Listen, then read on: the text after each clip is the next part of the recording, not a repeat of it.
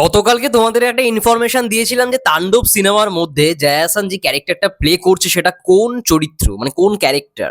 Hi everyone, আমি রূপম চলে এলাম নতুন ভিডিও নিয়ে। বন্ধুরা, এই ভিডিওতে আমরা কথা বলতে এসেছি তাণ্ডবে জয়া আহসানের অ্যাকচুয়াল ক্যারেক্টার কোনটা, মানে কি হতে চলেছে, মানে শাকিব খানের সঙ্গে তার রিলেশনটা কি।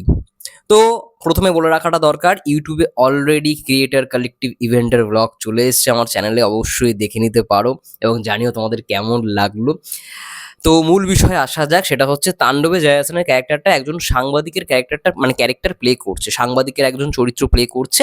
এবং আমরা জানি দেশের একটা খুব বড় মিডিয়া চ্যানেল, সেখানেই আর কি ওই সন্ত্রাসবাদের আক্রমণ হয় এবং সেটা রুখে দাঁড়াতেই তাণ্ডবের আগমন হয়।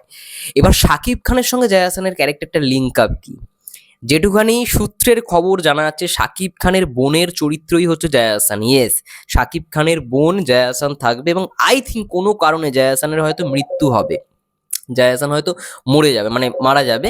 জয়া আহসানের ক্যারেক্টারটা হয়তো সন্ত্রাসবাদের আক্রমণে কোনো কারণে হয়তো নিহত হবে, মারা যাবে, ঠিক আছে। এবং সেটারই প্রতিশোধ নেওয়ার জন্য তার ভাই অর্থাৎ শাকিব খানের যে ক্যারেক্টারটা সে বদলা নেবে। এই রিভেঞ্জ অ্যাঙ্গেল আই থিঙ্ক থাকবে সিনেমাটার মধ্যে, আমি এটা প্রেডিক্ট করছি। যদি প্রেডিকশন মিলে যায় বস, এটাই হতে চলেছে।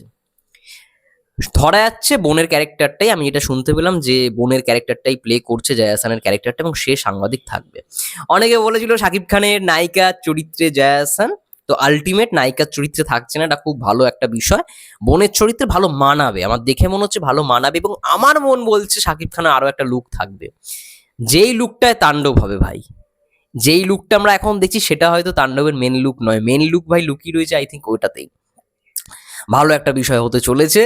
জয়া আহসান, সাবিলা নূর। এবার ব্যাপারটা হচ্ছে ওপার বাংলা থেকেই দুজন অভিনেত্রীকে নেওয়া হলো। আমি ভেবেছিলাম হয়তো কলকাতাতে কোনো অভিনেত্রী থাকবে। অনেকে বলেছিল কোয়েল মল্লিক, আমি কমেন্টও দেখছিলাম।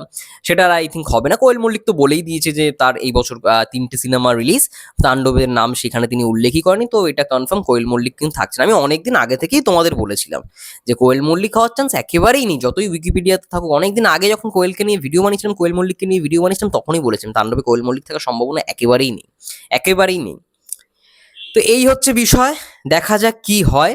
তাণ্ডব সিনেমার রেসপন্স কিন্তু, মানে টিজার নিয়ে তো একটা ভালো রেসপন্স অলরেডি ছড়িয়ে গেছে, মানে সবাই কবে বলছে কবে টিজার আসবে, কবে আপডেট। সম্ভবত আজকালকের মধ্যে একটা কিছু আপডেট তো আসার কথা, কারণ বেশি দিন হাতে নেই তাণ্ডবের টিজার আসতে। হুট করে দিনকার দিনে হয়তো চলে আসতে পারে তাণ্ডবের টিজার, যেমনটা তুফানের টিজার এসেছিল, রায়ান রাফি সকালে বলেছিল, বিকেলের মধ্যে দিয়ে দিয়েছিল, ঠিক আছে। তো সেরকমই কিন্তু হতে চলেছে। কোন চ্যানেলে আসবে তাণ্ডবের টিজার অনেকে দেখছিলাম বলছিল, তাণ্ডবের টিজার এসবিএফ চ্যানেলেই আসবে, যেহেতু চরকি এইবারে যুক্ত নেই তাণ্ডবের সঙ্গে, তো এসবিএফ এর চ্যানেলেই কিন্তু তাণ্ডবের টিজার, অফিসিয়াল টিজার আসবে। এবং আলফায়েরও আই থিঙ্ক ইউটিউব চ্যানেল রয়েছে, সেখানেও ড্রপ করা হবে। তোমাদের কি মন্তব্য খবরটা পাওয়ার পর অবশ্যই কমেন্ট করে জানো। ততক্ষণের জন্য ভালো থেকো, সুস্থ থেকো, টেক কেয়ার।